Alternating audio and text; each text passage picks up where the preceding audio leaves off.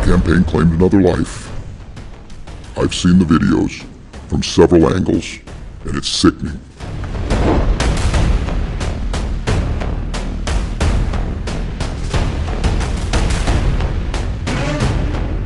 Alex Jeffrey Pretti was 37 years old, a U.S. citizen, born in Illinois, raised in Green Bay, Wisconsin.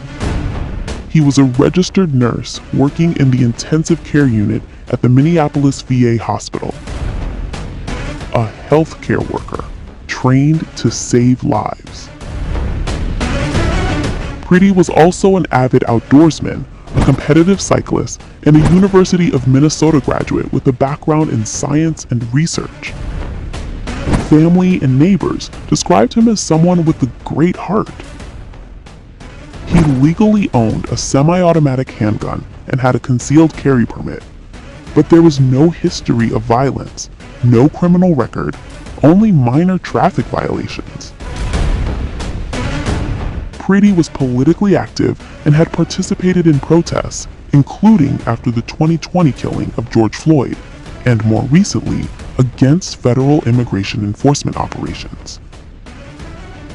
On January 24, 2026, during protests in South Minneapolis, Alex Pretti was fatally shot by federal agent from U.S. Border Patrol operating under ICE. This happened just 2 miles from his home, amid escalating tensions following the earlier killing of Renee Nicole Good by an ICE officer. Witnesses say Pretti was protesting and live streaming when agents rushed him. He was tackled to the ground, and, according to multiple accounts, he was holding his phone, not a weapon, and shielding a woman from pepper spray.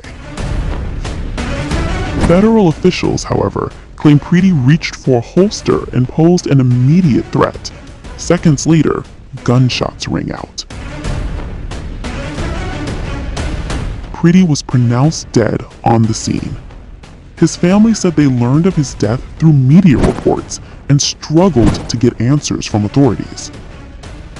Multiple bystander videos captured the chaos: agents in tactical gear, protesters shouting, a man in orange pants being forced to the ground. One angle appears to show an agent disarming Pretti before the first shot. Slow motion analysis highlights his hand moving toward his waist, but other witnesses insist he was holding a phone and had already been restrained. No footage clearly shows Pretti firing or brandishing a weapon at the moment he was shot. Fallout and political reaction. Homeland Security Secretary Kristi Noem called the shooting justified, claiming agents acted in self-defense. We were doing a targeted operation against an illegal criminal, and this individual came with a weapon and dozens of rounds of ammunition and attacked them. And these agents took action to defend their lives and to defend the lives of the people around them. Minnesota Governor Tim Walz called the incident sickening and horrific, demanding an immediate end to the operation. Today that campaign claimed another life. I've seen the videos from several angles, and it's sickening.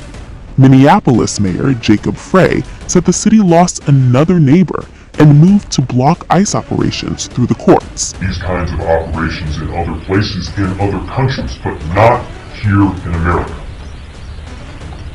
Not in a way where a great American city is being invaded by its own federal government.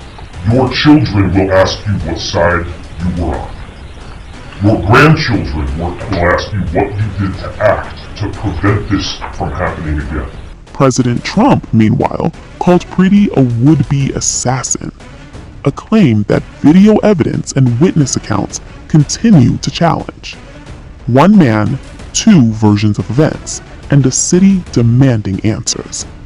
As investigations continue, the question remains: was this self-defense or a deadly failure of de-escalation?